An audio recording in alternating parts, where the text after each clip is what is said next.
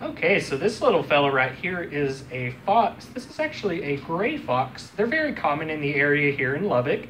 They are also very common in the entire southern half of the United States. So we've got gray foxes and red foxes, this obviously being the gray fox right here. You can kind of tell by the color and pattern on it. This little guy right now, he's obviously very, very scared, and he is kind of growling a little bit. So we're going to make this video very quick. We're just not to really stress the animal out and cause any kind of damage or harm to him. So if you can see, we're going to just kind of take a look, see what these guys are all about. They are primarily nocturnal. You're going to see them out during the night.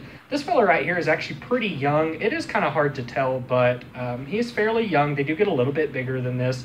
We've only got him in this transfer cage right now, just for the purpose of this video, after which we will go ahead and we'll let him out just to go run back at large. He is old enough. He's not really a baby, but he's not an adult, but he is old enough to be left out on his own without any risk to his health.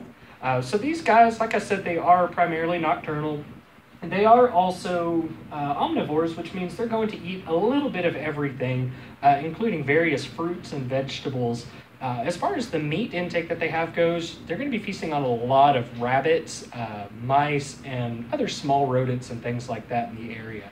So like I said, they are going to be common in your area, in your neighborhood. If you can see their food source, such as rabbits, mice, and rats, you can almost bet that there are going to be some foxes around there as well.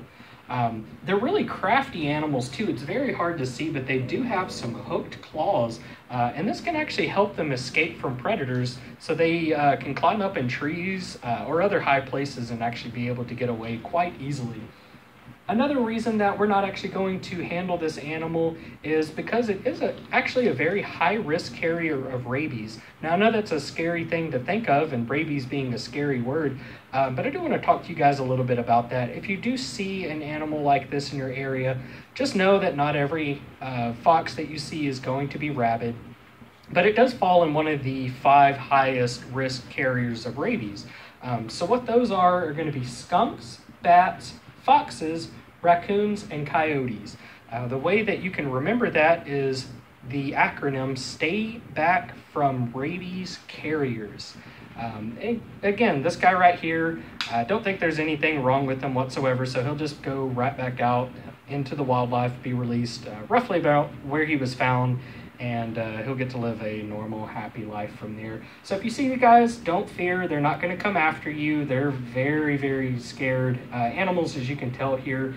They are actually canids, so that means that they're related to dogs, hence kind of the dog-like appearance.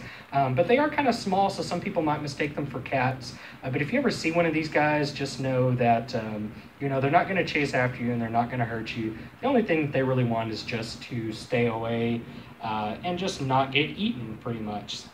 So there you go, guys. This is the gray fox, and this is just an absolutely incredible animal. And we're going to go release him back to nature.